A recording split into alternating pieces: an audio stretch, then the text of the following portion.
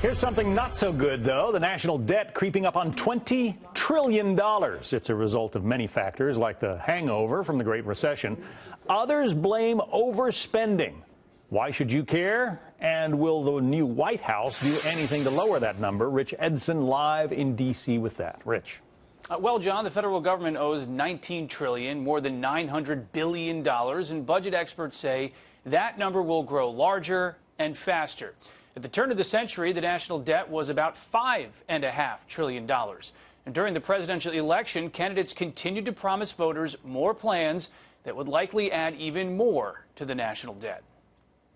The chatter you hear is tax cuts, infrastructure spending, military spending, don't touch Social Security, don't touch Medicare. That, quite frankly, just doesn't add up. Mr. Trump inherited a very big budget problem from President Obama. In the 2016 fiscal year, which ended in September, the government added $590 billion to the national debt. It took in $3.3 trillion in taxes. It spent nearly $4 trillion. More than half that spending went to government health care and Social Security. Health care costs more than $1.1 trillion. And more than $1 trillion of that is just Medicare and Medicaid. The government spent more than $900 billion on Social Security and disability insurance.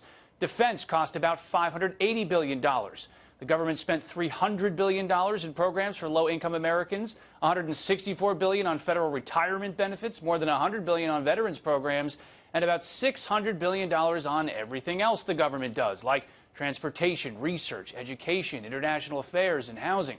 Now, there are those who support higher spending on short-term projects.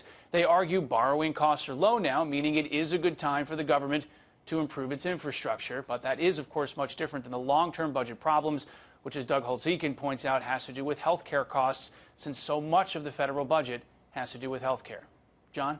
Wow. We'll see if those numbers change at all over the next 4 years. Thanks very much, Rich Edson.